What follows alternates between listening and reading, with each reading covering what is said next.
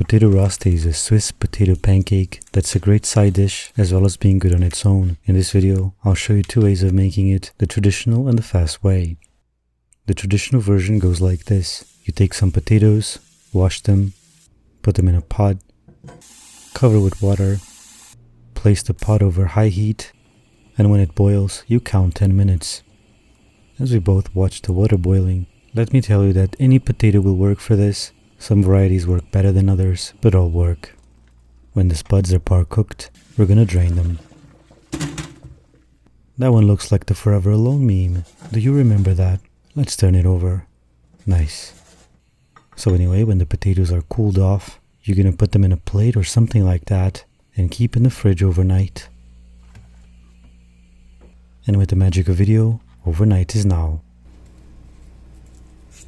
I am peeling these because commercially grown potato skins are filled to the brim with pesticides, and the only way to diminish our exposure is to peel them. However, if you are using organic potatoes, you don't need to peel them at all. With the coarser face of the box grater, I'll grate the potatoes and transfer them to a bowl.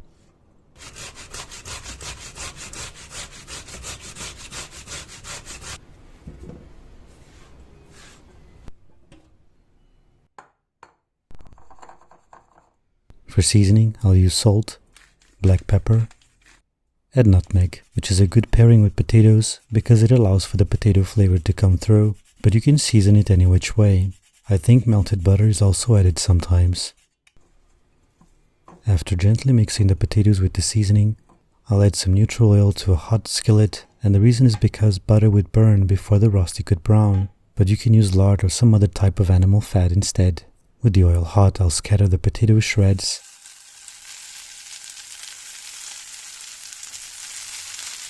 and then press it down with my hands and then a spatula to give the rosti its shape. I read a few articles saying you should not press it because it results in something mushy, but it doesn't. The moisture in the potatoes will expand with the heat, so the rosti will be fluffy regardless.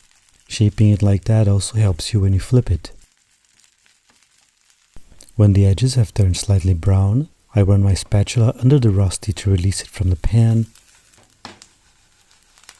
put an upside down plate on top, turn it over, and add it back into the pan.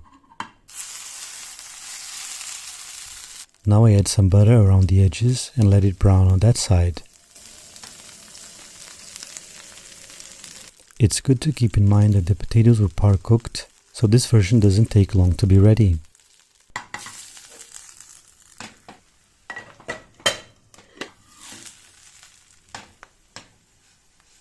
You can keep flipping your rosti as many times as you want, but I'm happy with the result, so I'll plate it up.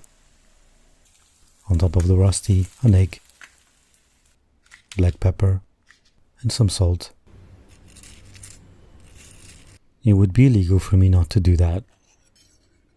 The potatoes are fluffy and tender, and the combination of the runny yolk takes this to another level. Can I make this better with ketchup? Well, obviously. The combination of potatoes, egg and ketchup is a match made in heaven. Let's do the quick version now. I'll start obviously by washing and also peeling the potatoes for the same reason as before. It's a shame because although I like the taste of potato skins, I don't like the taste of pesticides as much. I'll give the potatoes a quick rinse once again, but before I get to grating them, I'll fill a bowl with water.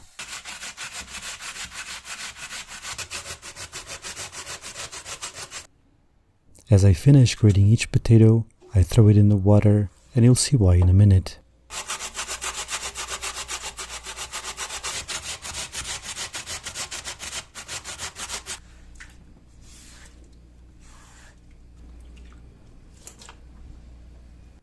Now I lay a kitchen towel over a colander, and a handful at a time, I place the potatoes on it, leaving the water behind in the bowl.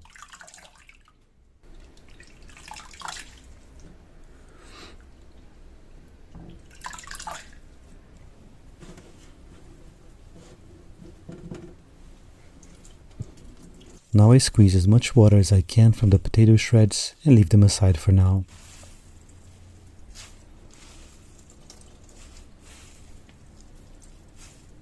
As I was squeezing the potato bag, the potato starch liberated in the water has sunk down, And that's what I was after with the water procedure. Now I can drain the water. And on top of that white goop, I'll add the shredded potato. That is the glue that will hold the rosti together. As before, I'll season it with salt, pepper, and nutmeg. But unlike before, I won't mix this gently. Rather, I'll squeeze it all together. Now I'll repeat the same step as before.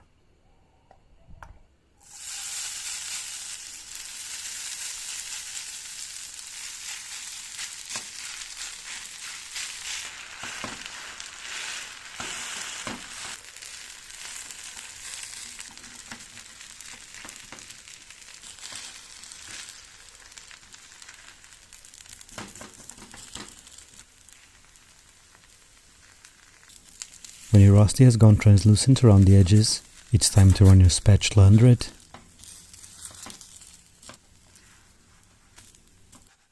and flip it. Doing it like that is more fun, but you can do the play trick of before. Some butter around the edges.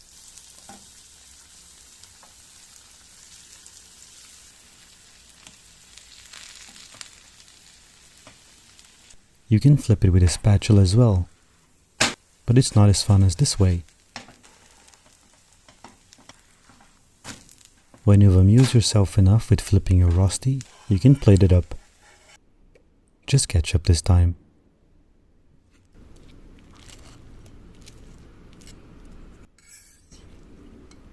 I'll be honest with you, I didn't like this version as much. It has a weaker potato flavor, a worse texture, and above all, it's much more trouble to make it.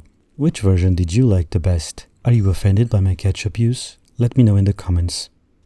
But anyway, that's all for now. Thanks for watching. We'll see each other in the next video. Bye.